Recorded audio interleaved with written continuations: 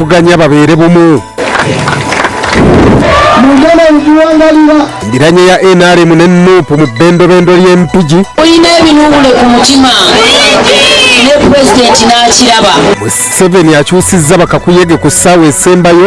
Abaana abo tubayisizza bubi. Yeekengedde ki?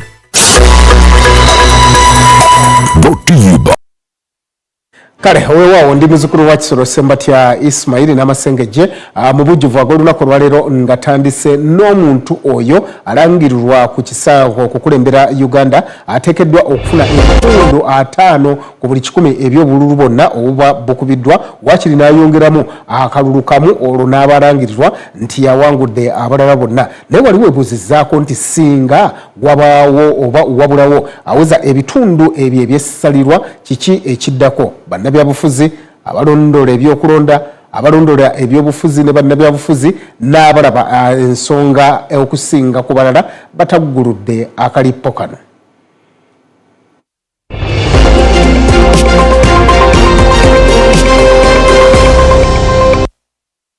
Okulonda mu demokrasiya wa Uganda kwetondese mu ssemateeka wa 1995 era nga wakayita omwaka gumu gwokka bukyanga ssemateeka ono yayisibwa mu 1900. Mu kalulu kano Munnansi Yoweri Kaguta Museveni yawangula n'ebitundu 74 ku buli 100 n'addirirwa munna-DP Dr. Pokawanga Ssemwogerere eyafuna ebitundu 26 ku buli 100. Mu kaddiiro aka 2021 Museveni yawangulira ku bitundu 69 ku buli 100 n'amegga munnankyukakyuka Dr. Kizza Besigye eyafuna ebitundu 27 ku buli 100. Mu 2006 Museveni yalangirirwa ku buwanguzi n'ebitundu 59 ku buli 100 ate Dr. Kizza Besigye n'afuna ebitundu 37 ku buli 100. Aka 2011 Museveni obuwanguzi yabufunira ku bitundu 68 ku buli 100 era n'agobererwa Dr. Kizza Besigye yafuna ebitundu 26 ku buli 100.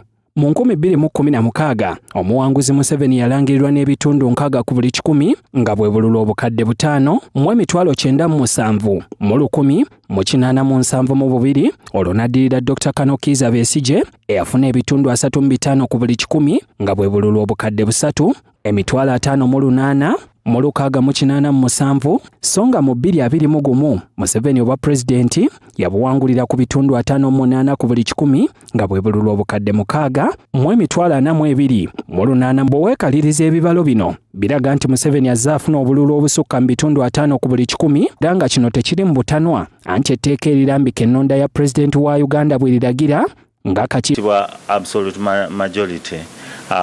Omuntu alangirirwa nti awangudde ku mutendera guno ateekwa okuba afunye ebitundu 5 babukubiddwa mu kalulu ako. Wabula ebibalo byebimu era byoleka okukendeera kw'obuwagizi n'amaanyi eri munna NRM Yoweri Kaguta Museveni okuva ku bitundu 74 kwe yasookera okuwangulira mu 1996 okukkira ddala ku bitundu 58 kwe yawangulira mu 2021 era ng'abamu ku bagoberera ensonga bagamba nti obuwagizi bukyasobolera ddala okwesala okusingako awo mu kalulu akabindabinda wiiki ejja. Okusinziira ku Mubaraka Munyagwa akwatidde ekibiina ki Common Man's Party bendera mu kalulu k'obwa pulezidenti ku 8 abeesimbyeko nga naye kwali talaba kayinza kuweza omuwendo ogw'essaliro ogw'ebitundu 50 waakiri n'akalulu akalala kamu okulangirirwa ku bwa pulezidenti. Ngambye teri agenda kweza 50%.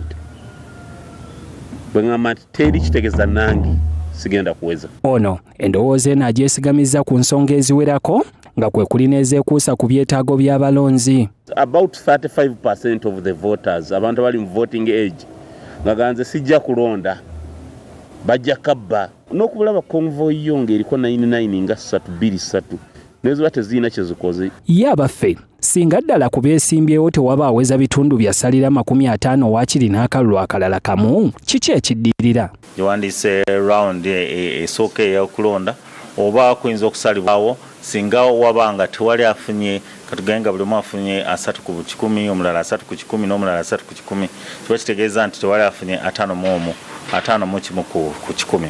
So etteeka kyeri office gavumenti ekisanja kyayo kigwako ennaku z'omwezi 12 omwezi ogwa Maayi omwaka guno. Okuddamu okuba akalulu olw'abakontana obutaweza muwendo ogulambikiddwa mu mateeka tekubangawooko mu byafaayo by'okulonda mu Uganda eyeetengeredde wabula ng'etteeka lirambika bulungi kiki ekiyinza okukolebwa singa embeera eno ey'obwannantalabika etuukawo. Hakim Wampamba, NBS Amasengejje. Kakati embiranye wakati wa bananopu mu bendo ly'empigi ne bannakibiina ki NRM oyinza okugamba nti bwe bannyoge etuuse ku nnamusa abanonno buli omu awera okulaba nti amegga munne mu kulonda okubinda bino yeekengedde ki katulaba omusasi waffe byakuŋŋaanyiza. Ebbugo mu byobufuzi by'ebbendo ly'empigi lyeyongera bweyongezi buli ssaawa eyitawo okutuuka nga twolekera okulonda okubulako ennaku bunaku anti buli ebyesimbyewo afuba okumatiza abalonzi. Ebbendo lino likolebwa disitulikiti okuli Mpigi omuli Mawokota North ne Mawokota South, Gomba omuli Gomba East ne West, kw'ossa Butambala erimu ekifo ky'omubaka omukyala n'owa constituency.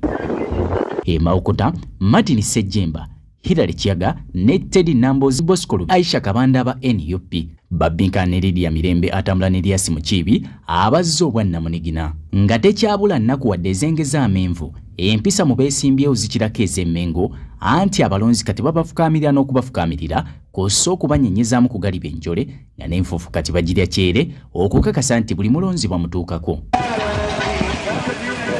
Ku balonzi n'ebigambo ebibavaamu biwoomerera wabula bwe gutuuka ku be babbinkana nabo ensiri bajula kugittisa mbazzi. Sigenda kubasosola wabula ngenda kukolera ebitugatta abaana bagenda bawo obungi ku ssomero nga bulimu ne kasukaali. Akabonero kaffe rediyo basi nga temuli rediyo era tenyuma.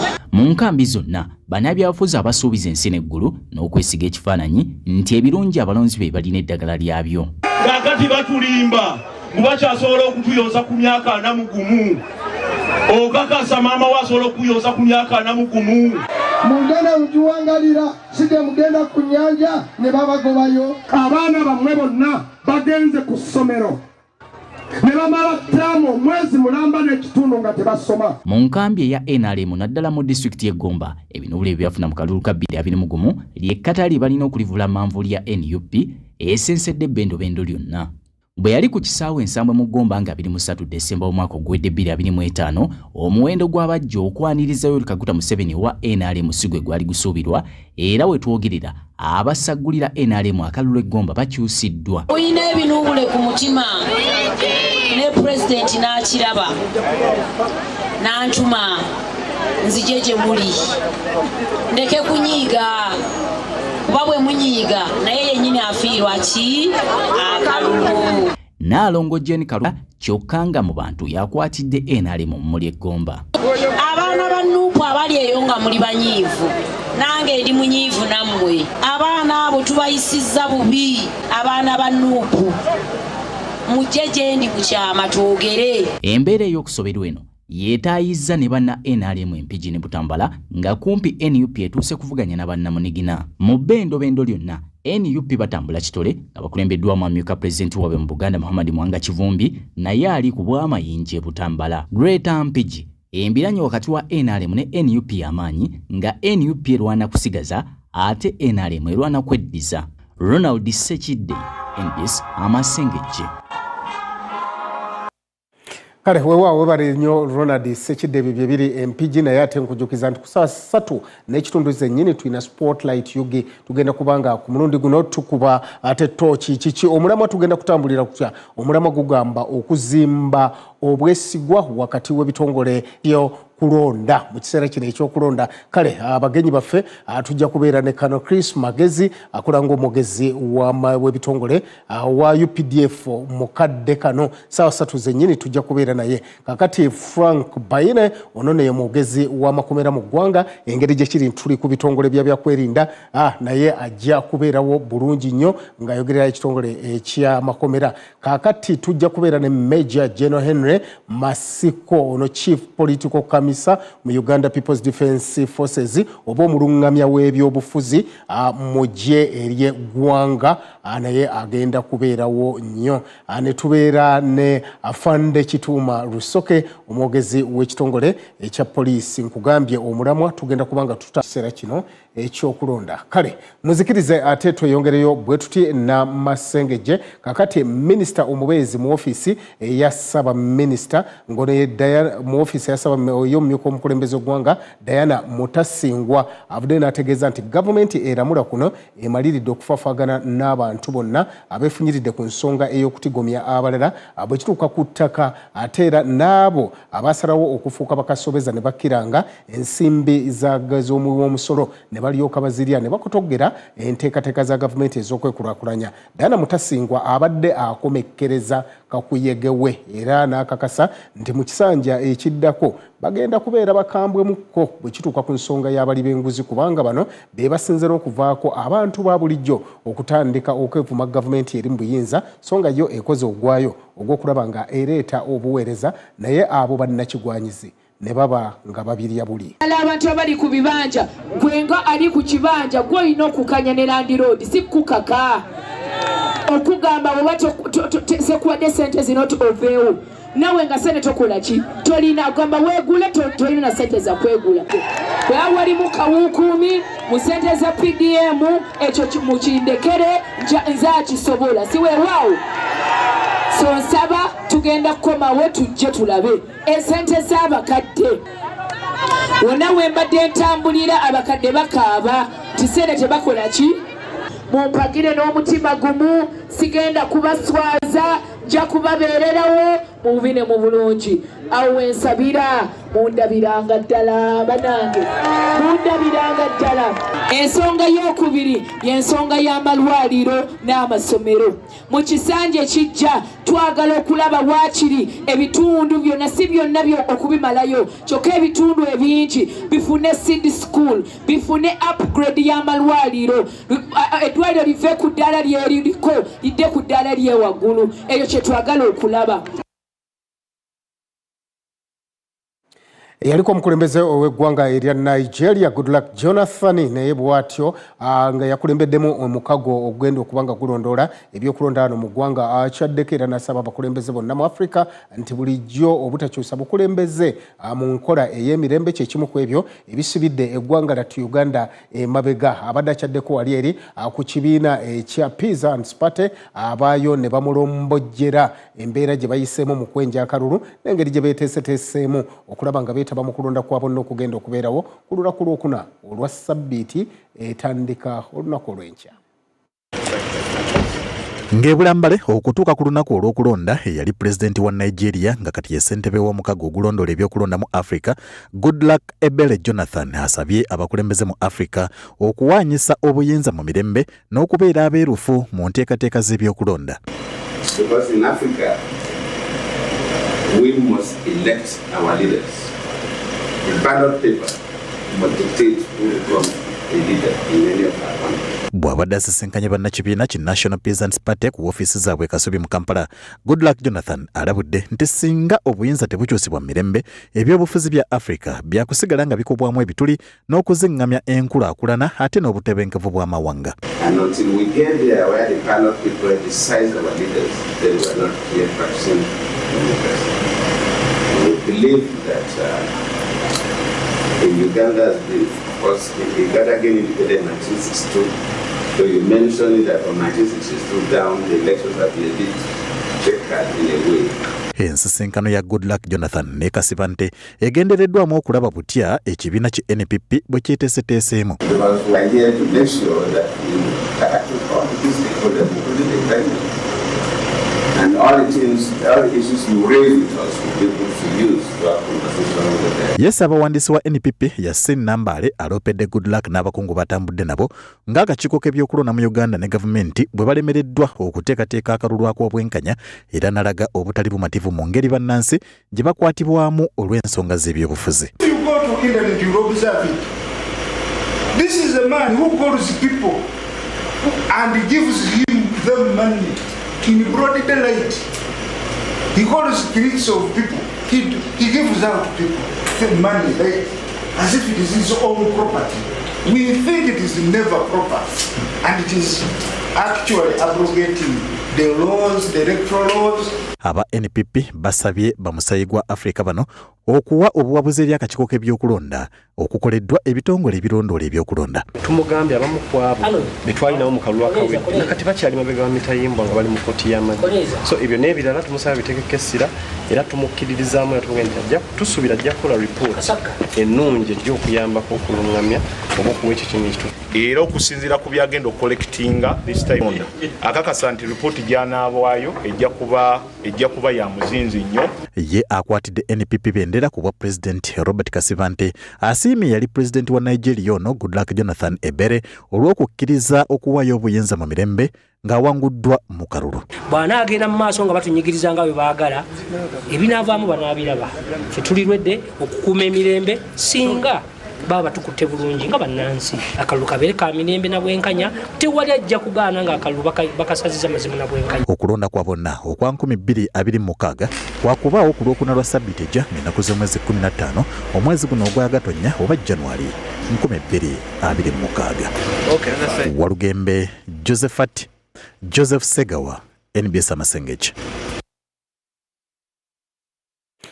Kale weewaawo muzikirize tumale ate okulaba engeri abakulu bano abaagala entebe y'obukulembeze oggwanga ey'oku ntikko gye bagenda okuba nga batambulamu olunaku olw'enkya.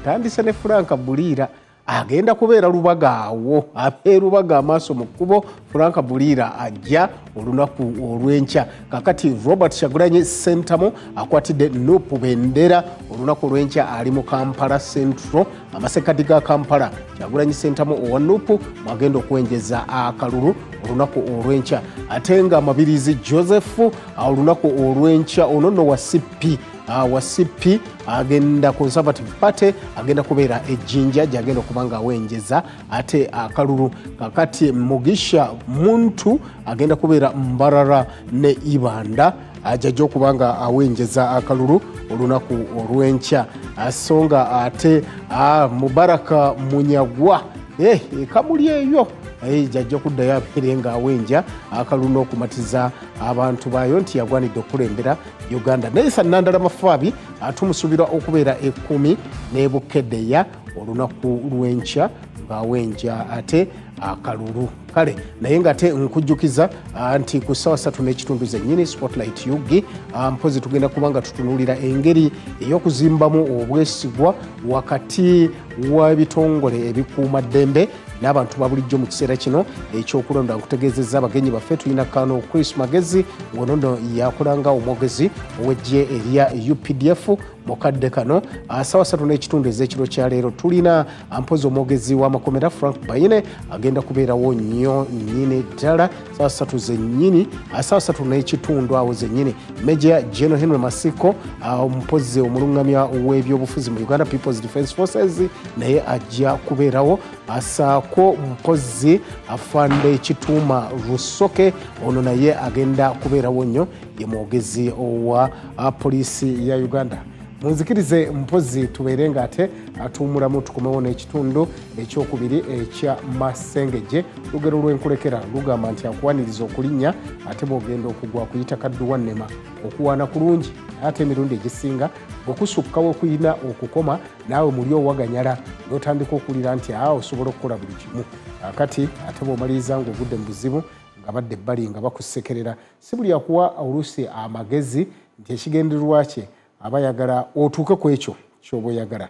Abamu baba katukomewo.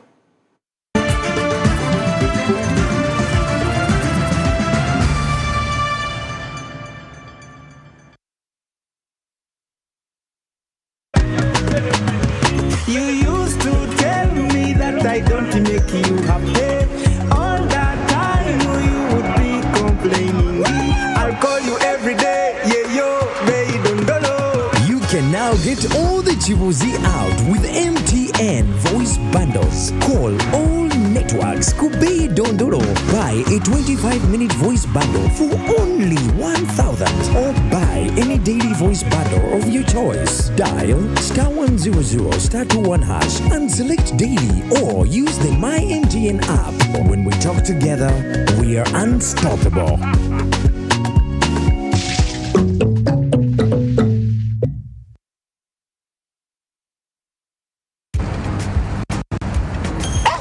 Kabogos. Where are you coming from? From NSSF. NSSF. You come all the way from Namagun to get NSSF services. Lekanawe. NSSF is now everywhere. Come on, I show you.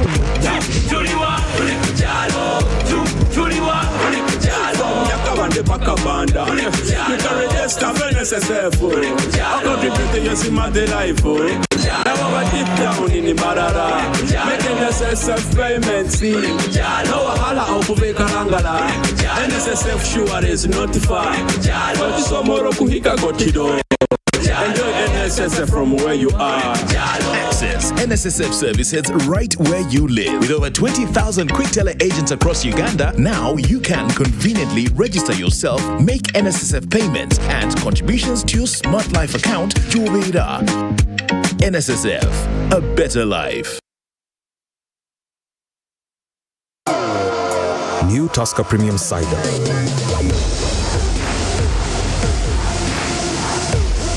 Crisp, delicious apples crushed and blended to create a unique taste explosion.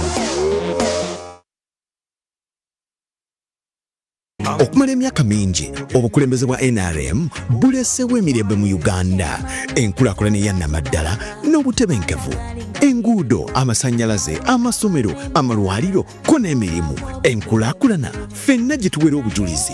Ebituukiddwako bino tebigudde bugwi, bivudde mu bukozi n'amaanyi g'omukulembeze waffe alengerera ewala. Nga twetegekera okulonda kwa bonna nga 15 January 2025, bannayuganda ffenna tulina eddimu eritwolekedde. Okukeera mu bungi ku olwo, tulonde ate tulonde n'obwegendereza. Tulonde omukulembeze alina omukululo, omukulembeze ategeera Uganda, omukulembeze alina obusobozi okukuuma ebituukiddwako. Londa President Yoweri Museveni, londa NRM. Obubaka buno bukutuusiddwako NRM Secretariat.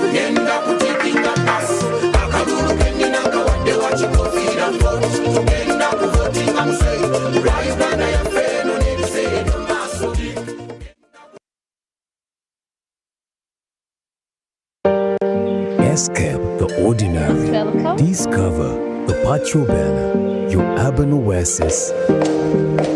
Indulge in mouth-watering meals crafted with passion, served with exquisite care.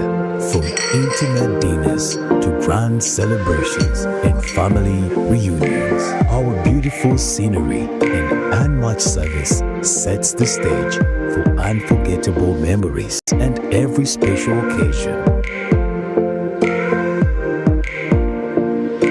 The Pachobella is where every moment. Welcome to Vision for Africa High School, where your child's academic rigor meets excellent nurturing for quality education. With our safe, secure, conducive and engaging environment, bears adequate facilities like classrooms, dormitories, science and ICT laboratories, prestigious main hall, contemporary library, school bus, clinic and a sports ground. Our curricula is inclusive and skill-based to boost sciences, arts and extracurricular activities, promoting creativity, innovation and talent. Vision for Africa High School will surely mold your child into a competent citizen. Born to win, our Father is the God. You used to tell me that I don't make you happy. All that time you would be complaining. I'll call you every day, yeah, yo, baby, You can now get all the Chibuzi out with MTN voice bundles. Call all networks Kubei Dondoro. Buy a 25-minute voice bundle for only 1,000 or buy any daily voice bundle of your choice. Dial *100 *21# and select daily or use the My MTN app. When we talk together, we are unstoppable.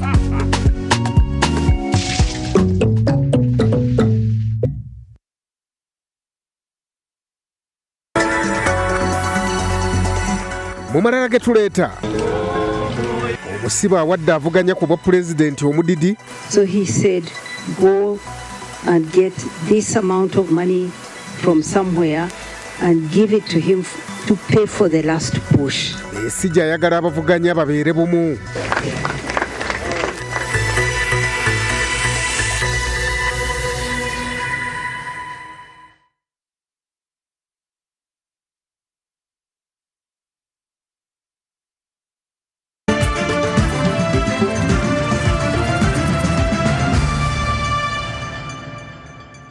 Nkwaniriza mu kitundu ekyokubiri ekya Amasengejje era nzikiriza tweyongereyo bwe tuti kakati ssentebe w'ekibiina kye NRM era abakwatidde bendera asinga bamuwa omukisa okuddamu okukulembera Uganda. Olunaku olwaleero Yoweri Kaguta Museveni asinkanye ebibinja by'abantu ab'enjawulo wali mu kisaawe ky'ameefuga e Kololo gy'asinzidde okukakasa nti mwetegefu okukola ku nsonga zonna eziruma Bannayuganda n'okusingira ddala ekigambo ky'obwavu kumpi ekyafuuka oluyimba lw'eggwanga.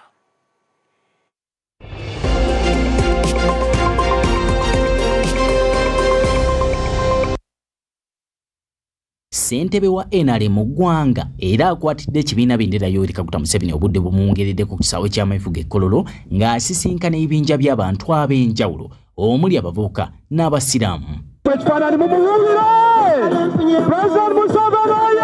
Museveni ebibinja byonna abikuutidde okwenyigira mu lutalo olw'okulwanyisa obwavu era n'awera nti gavumenti gy'akulembera mu lutalo luno nga bagirumizza mannyo.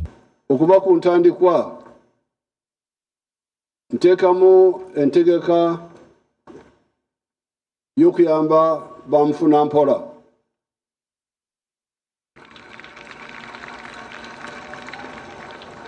Era obujulizi we buli.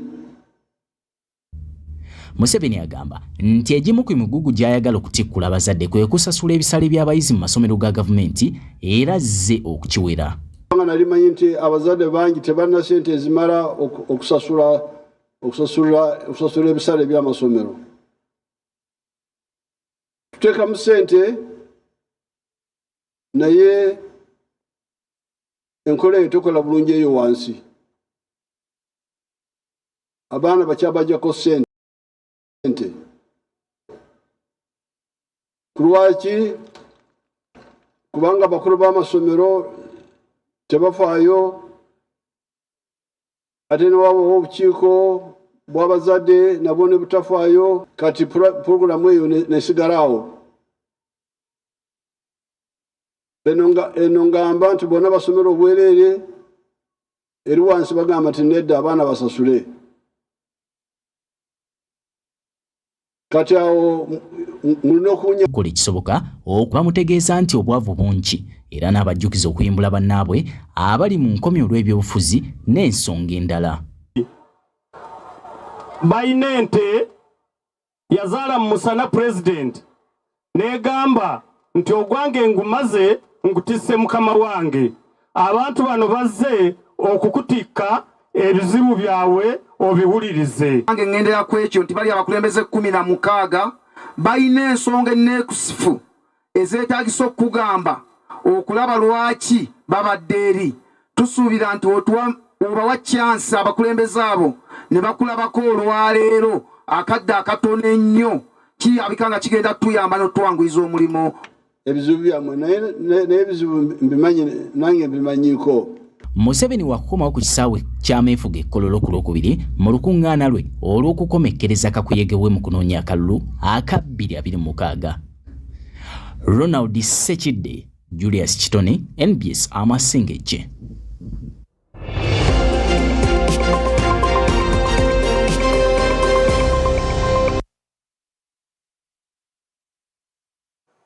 Kale webale nnyo Ronald Sekidde ne Julius Kitone.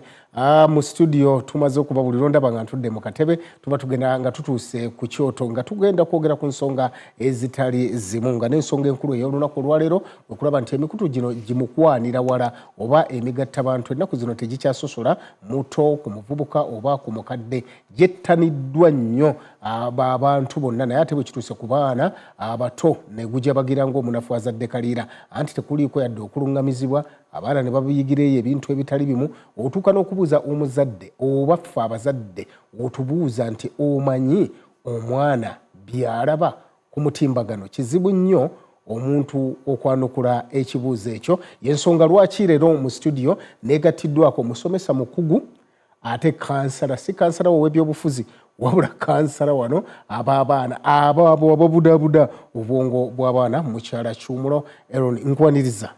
Nange so. Webale gy'obusomesa. Kale so. Wagamba nti kwogatta obwa kansala n'okusomesa. Anti okusomesa n'obwa kansala bitambulira bugambye. Abazadde si bangi bamanyi ebikwata ku baana baabwe.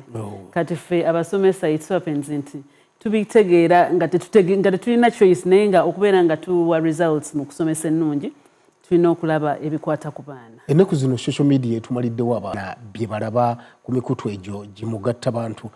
Mwe musinga okututeekako akazito obuzibu buvaawa? Kati ekisookera ddala social media fe waliwo kye tuyita social media excitement. Excitement twabuguumirira. Kati bwe tubuguumirira ojja kwesanga nti nno buli social media na buli myaka kuliko limits, kuliko ekkomo nti omwana osobola omuteekeramu locks okusinziira ku myaka asobole okulaba nti nno byalaba bikwatagana n'emyaka gye. Kati social media yatulumba in such a way nti nno ffenaffe abazadde ebintu bye tetukola tetubimanyi nnyo, if anything abaana babitusinga twabigwamu bugwi. Kati abaana batusikambula naye nga omusango si gwa abaana era guddayo ku bazadde. Nkyogera ng'omusomesa nti abasomesa abazadde tuwa abaana bye baagala naye so si bye beetaaga.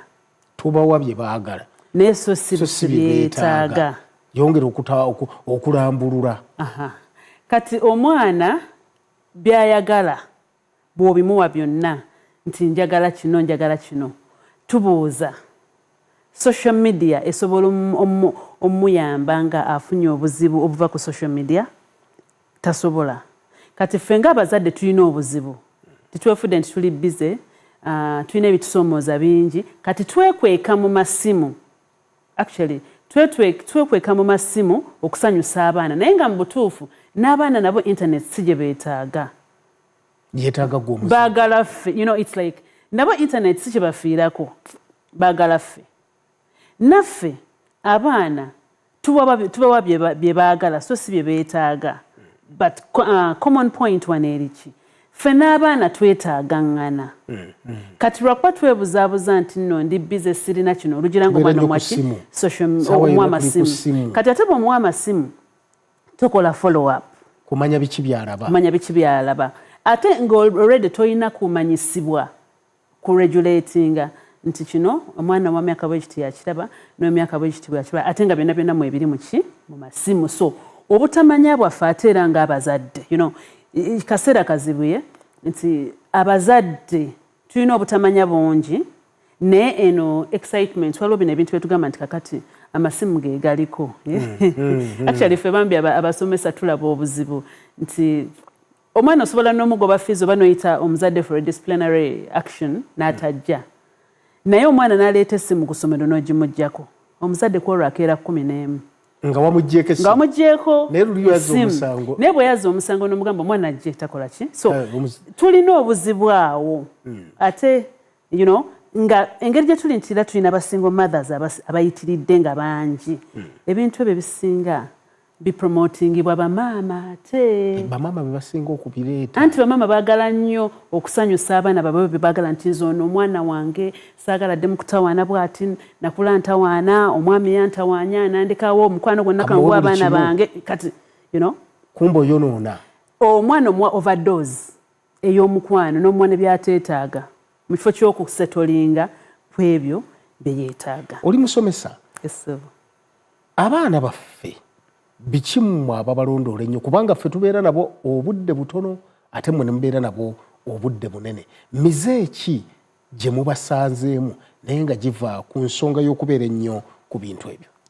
Kati human nature obuntu bunoonyereza ddayo ng'oli muto oba ddayo paka nakati tunoonyereza ffenna. Human nature yagala nnyo okukola ki? Okunoonyereza. Naddala okunoonyereza ebintu ebyo bye batukwese. Ojja kwesanga nti nno ffe bwe twali tukula oba n'ensi yonna ffenna bwe tukula tulina area ey'abantu abakulu sexuality ebyo tubikweka nnyo abaana kubanga emyaka gyabwe teginnakola ki? Teginnatuuka. Kati naye engeri obwongo bwabwe gye buli nti bwagala okunoonyereza bunoonyereza ebyo byonna bye tutayagala buli ffe kye tutayagala. Kati for example twakula tumanyi nti omwana bakusala kundi omwana wajja kati omwana n'alyoka anoonya gy'ayita. Bali abaana bagamba era omwana akubuuza bulungi naye mami nga tebakusaze kundi.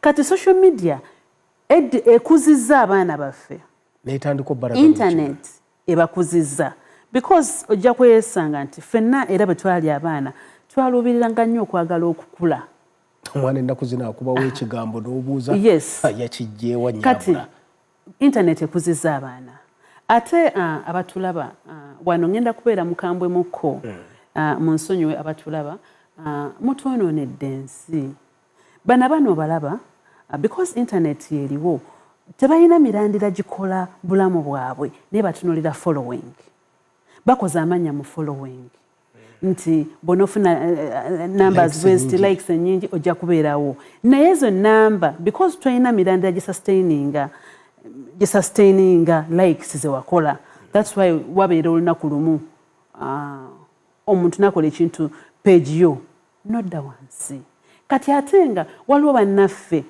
it is unfortunate abakulu nga bo bavumiddeko nnyo era kubafunira likes kati tuli mu mulembe omuvumi which is wrong kati ffe abazadde ffe abasomesa tutawaana because tusaayo obudde musasula fees tusomese tutereeze tuwabule naye abazadde mutu disappointinga ne muvuma ne muwemula ne mukola kikati because mwe muli following nolaba nti omusajja omukulu ayogera ebintu byalina following n'abaana nabo ne bakola ki ne batandikirawo kati ffe ng'abasomesa njogera nga ntunuulira abasomesa we are disappointed by the community mutumazeemu nnyo amaanyi tuzimba bwe muzimbulula kyokka bwe bamala okwonoona ebintu ebyo abaana baabwe muddeyo mangu ku masomero tetusobola ki tetubasobola so waliwo ekyo then na kino ekirala ku internet abaana tebeemanyi tebeezuula ani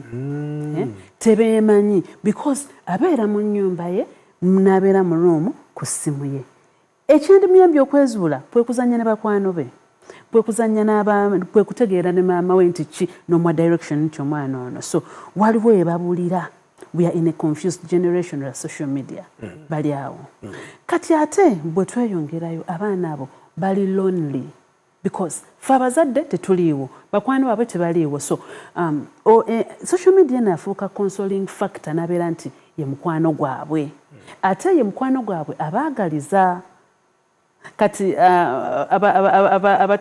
ababeera ku AI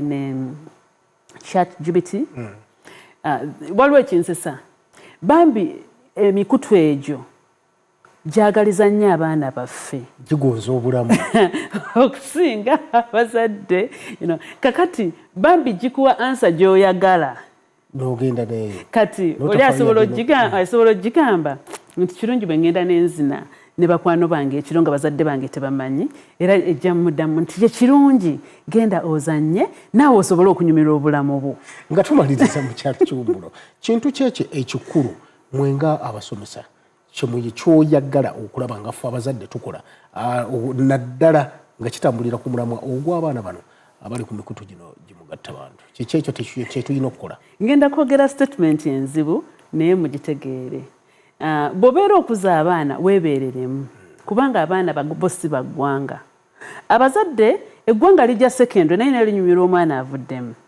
omwana bw'alemu eggwanga era bamusiba mu makomera gye bali bajjudde naddala abaana balenzi kakati kyeŋŋamba omuzadde abazadde balina statement eno egamba omanyi abaana b'ennaku zino and I would ask nnaku zino yaani nnaku zino azaala ffe tuzaala so omwana ava mu byokugamba nti nnaku zino omwana wuwo weebeereremu olabe ng'omwana wo it is a product you can sell on market anytime odda mu bigambo ng'ebyo mu butuufu oyinza n'okusobya mu nzikirize ngenda kukomawo n'ekitundu ekirala eky'Amasengejje tovaawo.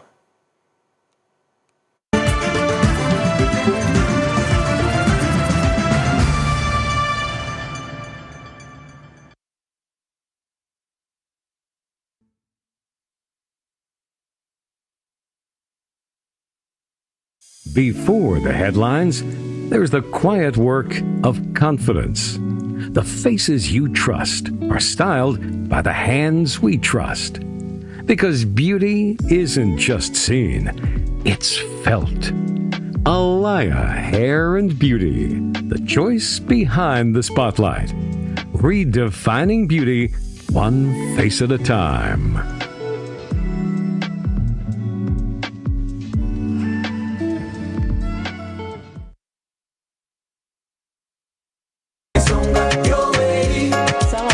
rahmatullahi wa barakat. Mzee Hadija Namyalo era nga ndi muyambi wa President Yoweri Kaguta Museveni mu office ye eya National Chairman ku side eya party. Soko kubebaza mwenda bannayuganda ababaddewo ne mujja mu bungi mu rally ez'enjawulo nga temukakiddwa okulaga obuwagizi His Excellency President waffe nabwe kityo mbeegayiridde baswiti baddaali bamama affe ne batata affe n'abazzukulu b'eggwanga lino kulwekulaakulana ku lw'emirembe ennaku z'omwezi 15 tugende tulonde His Excellency Yoweri Kaguta Museveni agenda kubeera nga yasembayo ku baloti wansi kuliko baasi naye mu layini eyo esembayo kuliko akabokisi akakalu mwogenda okuteeka ttiikiyo oba ekinkumu kyo era bwe tunaamala okumulonda bwetu awo tusoke tumubanje bulungi jjajja waffe atuwa ebyo bye tumulondedde. Mwebale nnyo, mwebale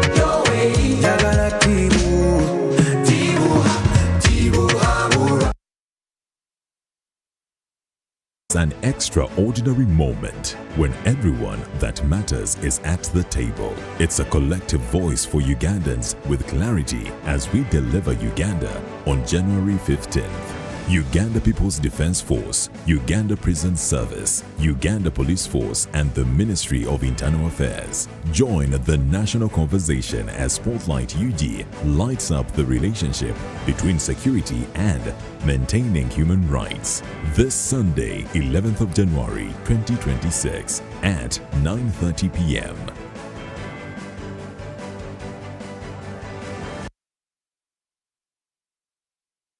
Be classic by turning every wash into freshness with Classic Detergent Powder, the high-performance washing solution for all your laundry needs. Toughest on stains, gentle on your hands, and keeps your clothes looking fresh and bright. Enjoy the long-lasting freshness of lavender and lily fragrances. Classic Detergent Powder is affordably priced, giving you unbeatable quality at a price you will love. Customer formulungi, byera mu class ng'okozesa sabuni waffe owobuwunga Classic. Genda ku dduuka lyonna erikuli okumpi oba supermarket osabe Classic Detergent Powder. Classic Detergent Powder, experience a burst of freshness. Distributed by Chopper General Enterprises, located at shop number 3, Rafik Building, Chikovo, Kampala.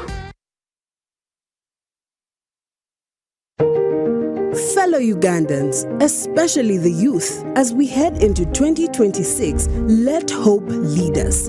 This country is ours. Love it, protect it, and put Uganda first. In the days ahead, speak kindly, act with restraint, and stand for unity. Let our voices build bridges, not walls, and choose respect and peace over anger. Pledge to keep the peace during and after the elections. I choose peace.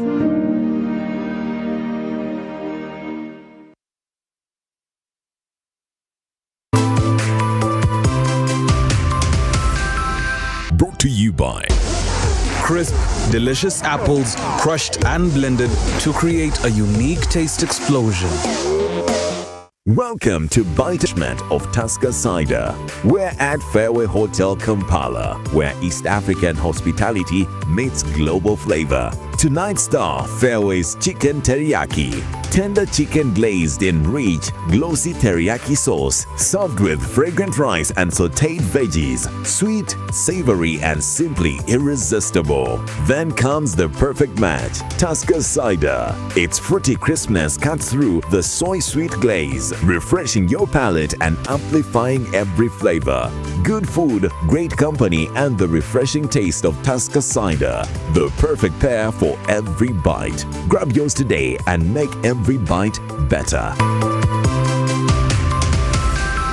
Brought to you by Crisp, delicious apples crushed and blended to create a unique taste explosion.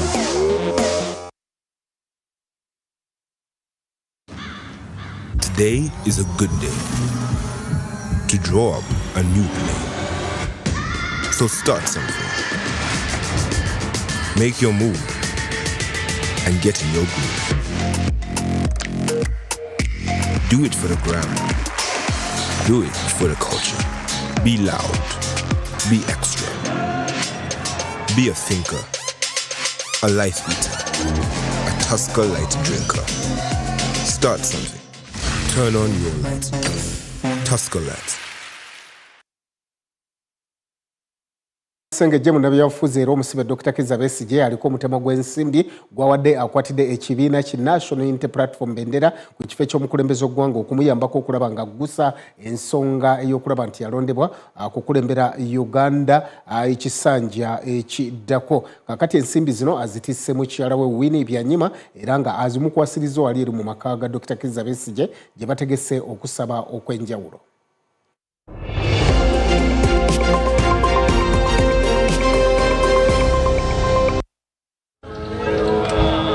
Bannabyabufuzi naddala okuva mu kibiina ki PFF n'ab'enju ya munnankyukakyuka Dr. Kizza Besigye bategese okumusabira mu maka ge Kasangati mu Wakiso.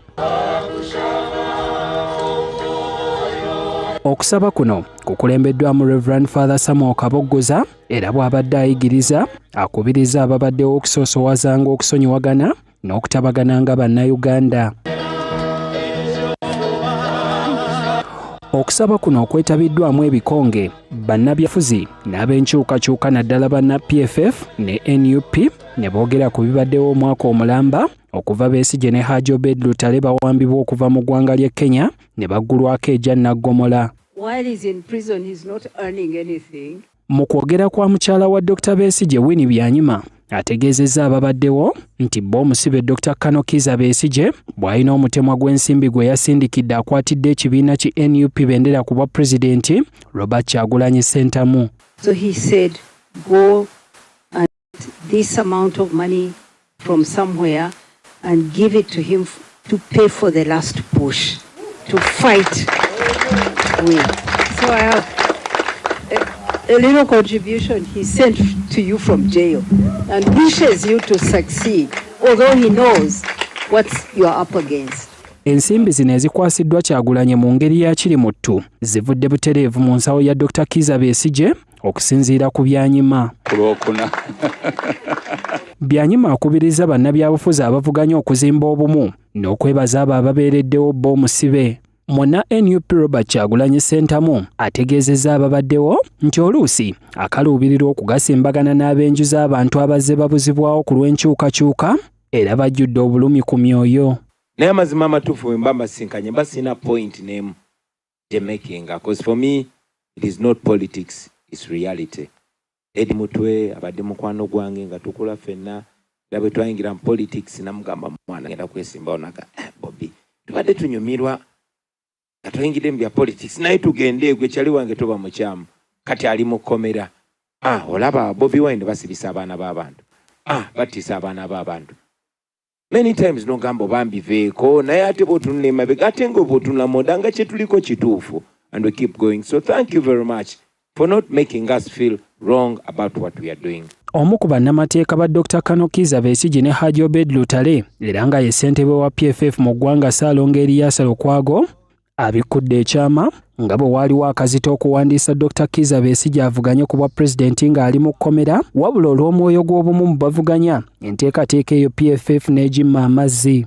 Lukwago era alengezza bannabyabufuzi abali mu kalulu okusoomoozebwa okuboolekedde mu by'amateeka g'ebyokulonda nga Ssaabalamuzi wa Uganda Owiny Dollo alina okuwummula emirimu gye nga waakayita ennaku 2 zokka ng'akalulu ka bonna kawedde. Kino Lukwago agamba nti kalippa akawedde emirimu mu byobufuzi by'enkyukakyuka. Yes, Mr. Museveni ategeka kulonda Chief Justice essaawa yonna mulala. Either before 15th nga tunalonda oba after 15th mu mbeera eyo. Just imagine situation gye tulimu. Oli candidate. Dr. Besigye yakavuganya ku bwa pulezidenti emirundi ena wabula nga buli mulundi akukkuluma nti akalulu kaalimu ebirumira. Hakim Wampamba, Dana Yebare, NBS Amasengejje. Abakwatidde ekibiina ki NRM Bendera mu bwekulasiona okwa 2026 ng'entabwe eva ku bannamunigina abasalawo okwesimbawo bokka na bokka oluvannyuma lw'okuwangulwa mu kamyufu ak'ekibiina era nga bino babitegezza ssentebe wa Patriotic League of Uganda ng'ono ye Toyota Nuwagira abadde yakyaddeko mu kitundu kino okusakulira munna NRM Didan Mubangizi obululu okulaba ng'awangula ate akalulu aka Bwekula South. Ssentebe w'ekisinde ki Patriotic of Uganda Michael Totani wagira akyomedde ba NRM abagwa mu kamyufu k'ekibiina kyokka ne basalawo okwesimbawo ku bwannamunigina n'okozesa akabonero k'ekisinde kya PLU bagamba nti balina okukikomya mbagirawo. Nwagira asinzidde Bwekula South mu lukuŋŋaana olukubiddwa akwatidde NRM bendera mu Bwekula South Dylan Mubangizi n'asaba banna NRM okwewala bannakigwanyizi abakozesa akabonero ka PLU okulwanyisa abakwatidde NRM bendera. Toyota okutuuka okutabuka kidiridde banna NRM mu kitundu kino okumulopera omwami Tumwesigye Fred ono nga yavuganya mu kamyufu ka NRM n'atayitamu kyokka n'asalawo okudda ku bwannamunigina nga n'ebifaananyi bye kuliko kabonero ka PLU. Tuyina ekizibu omukulu eyesimbye Honorable Dylan ku bipande bye kuliko akabonero ka PLU ate nga wa independent. Ekyo kikkirizibwa. Ntenda tumanye ngo NRM tekidala PLU omusabye. Eno ensonga gy'omwogeddeko ya PLU ekyo kiwaani mukimanyi. Ffe aba PLU tutambula ne movement. Oli asobola okusigala nga muwagizi naye tetulina muntu yesimbawo nga wakanya ate NRM. Toyota agamba abantu abalemedde mu lwokaano bagenda okuviirako NRM okuwangulwa kuba bagenda kwabuluzaamu obululu bw'ekibiina kiwaaba oludda oluvuganya omwaganya. Era n'abamu n'abawandiikira ne bava mu kalulu abaali bazze nga independent ate nga baali bantu baffe ba PLU ne babita. Yakwatidde NRM bendera mu Bwekula South Dylan Mubangizi asabye bannabwekula South obutakola nsobi kulonda bavuganya NRM nga ne bannamigina kwebali kuba mpawo kye bagenda kubagattako. Ebyamalwaruga butayonja tukabitamu ebyamisi tukabitamu na mukimbe byagamba nabona lebo kansala n'abantu boona. Ate mu constituency y'e Kasambya waliwo abagambibwa okuba nti ba NUP abasaze ddiiro ne beegatta ku NRM ne bakakasa nga bagenda okunoonyeza NRM akalulu. Bano bakulembeddwa abadde ssentebe wa National Unity Platform mu ggombolola y'Ekigando Ivan Nampiire kyokka ssentebe wa NUP Mubende Pafradito Kyeyune bano abasekeredde.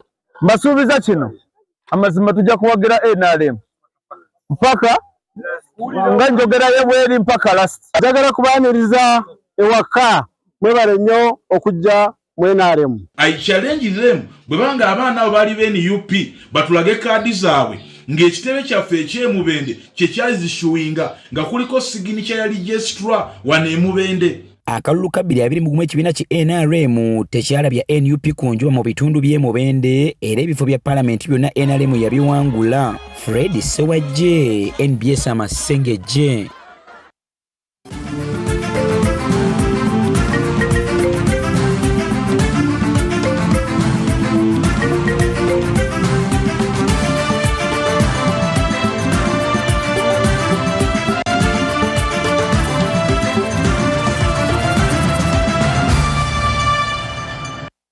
Kakati akakiiko akavunaanyizibwa ku byemizannyo mu ggwanga ka National Council of Sports kamaliridde okulaba nga katumbula ebyemizannyo okwetooloola eggwanga lyonna era nga ku kisaawe ekyehoyima ekyakasaba okululwa jjo ly'abalamu wano bagamba nti abo bagenda kuteekerawo nnyo essira nga bazannyiramu emizannyo egy'enjawulo omuli tena ne mizannyo emirala.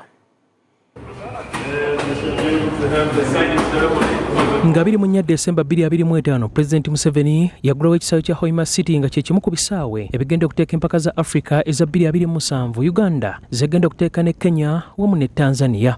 Ssaabawandiisi w'akakiiko akafuga ebyemizannyo mu ggwanga ka National Council of Sports Dr. Bernard Patrick Ogwell agamba kino kye kiseera ekituufu abakulembeze b'emizannyo mu ggwanga okutandika okukozesa ekisaawe kya Hoima City Stadium. And I want to challenge all the national sports federations and associations to start planning to see that sports is brought home. Hoima should be the road, busy road where we will take our games and also to make Uganda known in all its dimensions. Ogwell agamba nti Hoima City Stadium esobola okusikiriza emizannyo emirala egy'ebweru n'egy'omunda. Akulira tena w'okummeeza mu ggwanga Cyrus Muwanga akakasiza nti omwaka guno bagenda kutegeka empaka za Regional Table Tennis Championship mu Hoima City Indoor Arena. Hoima City Open twagala giteeka mu Hoima Indoor City Stadium so that tulaga ebintu byonna bye tulina facilities ze tulina mu ggwanga sobole okutwala omuzannyo guno mu ggwanga lyonna nga National Council of Sports bwetwetaaza. Muwanga agamba nti Uganda egenda kusaba okuteeka empaka za Africa Senior Table Tennis Championship omwaka ogujja era ekimu ku bisaawe bisuubirwa okukozesebwa kye kya Hoima City Indo Arena. Ensi yonna Africa n'ensi yonna nti facilities tuziyina ezigenda okusobola okuhostinga Africa Senior Championships ze twagala okuleeta wano mu Uganda mu 2027 ogwo mukisa gwaffe okusobola okubalaga nti facilities tuziyina. Ekibiina ekitwala omuzannyo guno mu ggwanga kisuubira okutegeka empaka ez'enjawulo omwaka guno bakuza empaka z'amasomero, empaka za Regional Championship, Uganda Open n'endala. Solomon Saka, NBS, Amasengejje.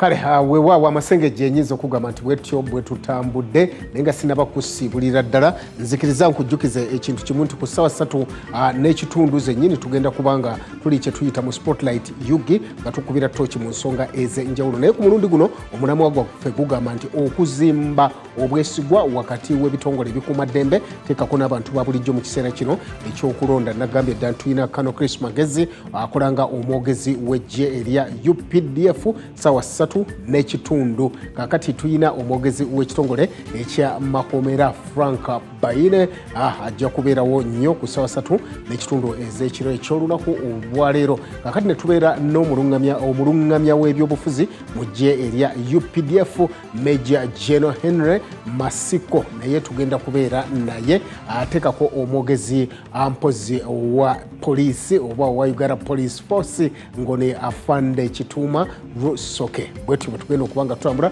ku ssaawa 3 n'ekitundu zennyini nga tuli ku Spotlight Yugi munzikirize nze mbasibulire wano ndi muzzukulu wa Kisolo Sembatya Ismail mubeere bulungi.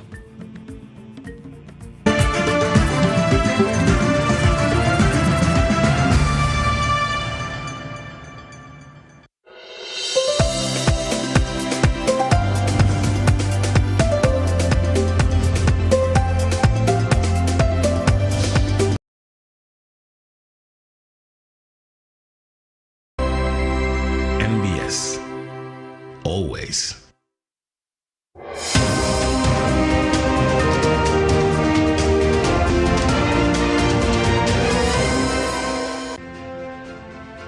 Dr. Frank Asimwe is a leading Ugandan medical doctor, surgeon, and healthcare leader. He is the president of the Uganda Medical Association, representing doctors nationwide. A consultant urologist and transplant surgeon at Mulago National Referral Hospital. He is a key figure in advancing kidney transplant professional standards. Ladies and gentlemen, Dr. Asimwe, it's a pleasure having you, Your Excellency. Thank you very much. I'm not sure whether we're allowed to use the word excellency. The last time I went with Dr. Obuku to meet the real excellency. The real excellency. He said, we are the small president. You can even do E and H. So that's But how are you doing, Dr. Frank? I'm fine, give and take. Could be better. Yeah. Just fatigue, but otherwise That's always what life is about. You have just been newly installed as the president. You inspired you to actually get into that context because it's always a tough one. The doctors are coming to speak up. Eh? Yes. Yeah. It's been a slow but steady journey. I am on the NEC, the National Executive Committee of the Uganda Medical Association, and I have been on it since 2017. So for the last 8 years, I've been on the NEC. I first served as chair of ethics on the Obuku cabinet. Then I served as welfare chair on the IDRO cabinet. The next 2 years, I was just on the National Governing Council. Then the last 2 years, I was vice president on the Luswata NEC. And having also been an ordinary member of the Uganda Medical Association for 20 years. Wow. I'm not very young. You realize. I'm not talking about age, but I'm really looking at the consistency of staying. So having served on the NEC for those 8 years, yeah, and having been an ordinary member, I was also president of the Association of Surgeons of Uganda, and I've also initiated and served on the Urological Association of Uganda, and all those administrative doctor leadership kind of roles, coupled with what I usually call my ringside viewpoint of what was going on in Uganda Medical Association and the in the ring experience, I thought maybe I had a thing or two to offer this time. To offer, yes. yeah, at the helm of leadership. Yes. We've always known you to be the silent, calm, let's come, treat us, we get well, and we always think it's a prestigious, it's still a prestigious profession. But until we started seeing doctors' strikes is when we realized the center is not holding. But let's talk about the Uganda Medical Association and its contribution to the medical profession as a whole. The Uganda Medical Association, first of all, was established in 1964 as an offshoot of the British Medical Association. The British Medical Association was established in 1917. So when the colonialists came and took us over, they had branches of the British Medical Association. So 2 years down our independence, they thought they could hand over the helms of the leadership and the name to Ugandans. So Uganda Medical Association came on board. We basically are custodians of the professionalism, collegial. We keep ourselves in the professional context. And we also advocate for the welfare of the doctors. And we have one leg also in the training, which is part of the professional aspect. We advise and keep an eye on the training of doctors. Okay. Yeah. And ensuring that it's the right people who are getting into the profession. Yes, but because we are devoid of enforcement and regulation. Yes. But also partly because leadership changes very quickly every 2 years. Sometimes the leadership loses focus. Like the last 4 years, we lost focus on those two tenant things of professionalism and welfare. And somehow go political, self-actualization. Like now, if I become president of Uganda Medical Association, I've made it.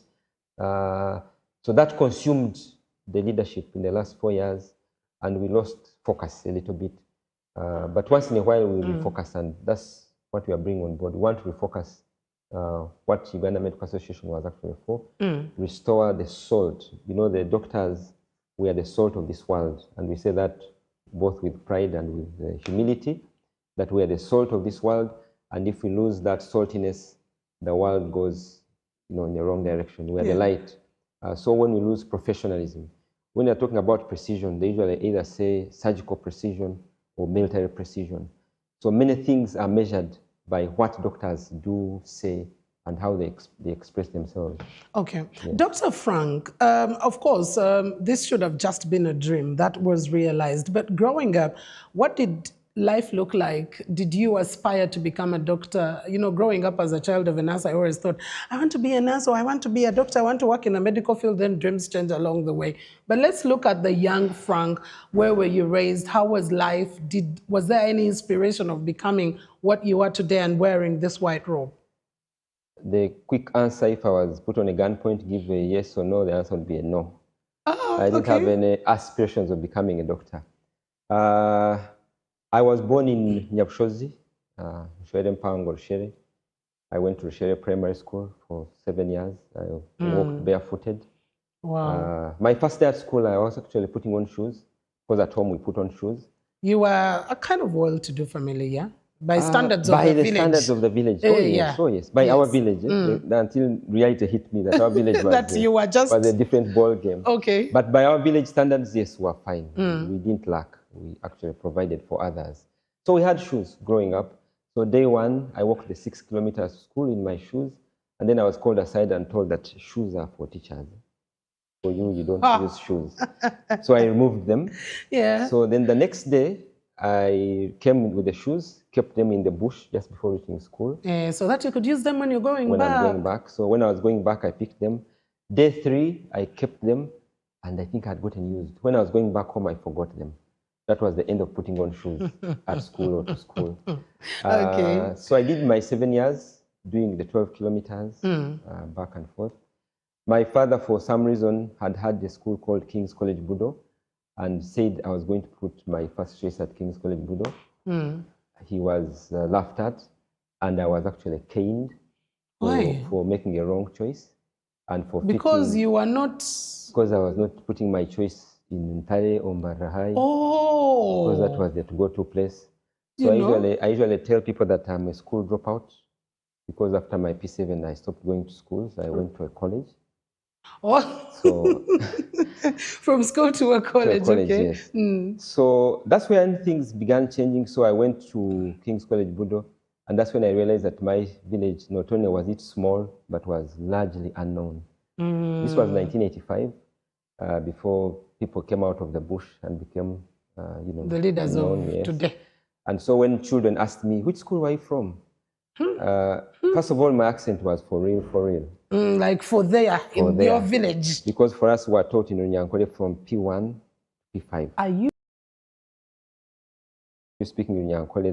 They write the name in the book. And yet it is the same language that has been used. Yes. Then they pass it, you catch someone speaking Runyankole, you pass it on. But that was done for the upper school. And then the book goes round, and at assembly the next week or next day, I don't remember very well, they would get the names of those in the book and they would cane us. Until we learned the trick very quickly. And we came up with a solidarity. We agreed that if they catch you, it ends with you. So on the day of assembly, you bring the book and it has only your name who was caught. And then they cane you. Then they decided that they would cane you the number of canes of the people they think should have been in that book, until our resistance was broken. So then they began teaching us in English. So when I arrived in Budo and I was asked which school I was from, I told them I was from Rushere Primary School. Kasherere? Rushere Primary School? What? Even the pronunciation itself. It was the first time I was hearing Baganda speaking. I'd never had a group of Baganda speaking, people speaking in Uganda. You were just in your cocoon. Yes. I had never seen a Catholic. I had seen some few Muslims coming to butcher cows. But for the first time, I saw a wider variety of human beings. Yes. Baganda, Muslims, Catholics, and people speaking English the whole day. So which religion were you practicing? I'm an Anglican. Oh yeah, so you didn't know there was anything else aside Anglicans? Catholics, I didn't know what was that? Who are Catholics? What's wrong with, what are they? But forgive me for my ignorance. Then, yes. So, but for the first time, I had people, children my age, speaking English from morning to evening, night. I got tired of hearing English. The people who say, when I speak a lot of English, my head aches, yeah? It was hurting. Then in the evening, at Budo, there is preps for senior ones, ends at 9:30. Then the upper classes continue. So senior ones would come after our preps, and then they would say, hey, Asimwe, tell us a story. Telling a story in English, how? So I really sweated. You would start breathing heavily. Yes. But fast forward, as you can tell, I got polished. Yeah. And the rest is history. After that. So you were in King's College Budo? Yes. For your entire O-level, or you went back to the A-level? I did go back. So senior 1 to senior 6. So at senior 4, all of us who thought were science-oriented, math-loving, wanted to do math at A-level. And of course, my dreams as a child was to be a truck driver. I know. Yes, or a pilot. So I was thinking engineering all through. But then when we were returning to Budo... What had inspired that dream in the truck driver? The boy things of riding... those toy cars and the ones you create. Toy cars from where? No, the ones for wire. No, those were not... You get wires from where? So what were you using? So you get... Banana? No. There is a plant, I forget, it's a chumchum, I think. It has got round like fruits. And they can be 3, they can be 4. So you'd cut the 2 segments where they form tires. You cut off that, so you get these 2 round things. And you get a stick with a fork kind of thing. And then you push. That was the car. You just push it in the road. And that was the car. So Toys, nothing. I'd never seen them. Yeah. I'll tell you my experience with TV when I watched TV for the first time. Was that at King's College, Buddha? Yes, but this when I got holidays and went to one of the relatives in Kampala. So I watched TV for the first time. You were seeing people inside something. And I was glued to them. And then there was sports, and then there was slow motion. I was mesmerized by slow motion. I was like, how do they do it? And I tried it. So I got out and I began running. I put up my foot and I fell down. I said, ah. So, so senior 4, I wanted to do math at HSC. But then at Bundo, they wanted the best 25. Because the class was a class of 30, they wanted 25 Budonians and then 5 non-Budonians, like guys who are coming from other schools. So they wanted the best 25 in math. And I was not among the best 25 in math. And I will hold you at that. How then you managed to get back, even when you are not among the best 25? How we get to shape the journeys of different people. We'll be taking a very short commercial break. You're still watching NBS People and Power. And today we have a consultant urologist and also an organ transplant surgeon. Yes, I said it like it is. Dr. Frank Asimwe. We'll be getting back with his story.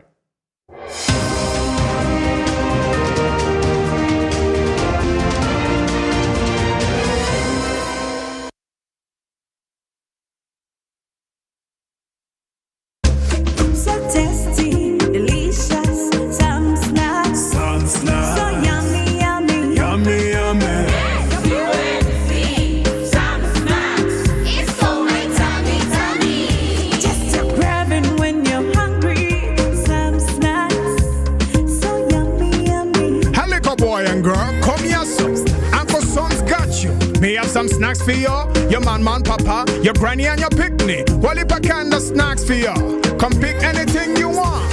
Some snacks for your tummy. Yummy, yummy. Sam's, delivering memorable moments in every household.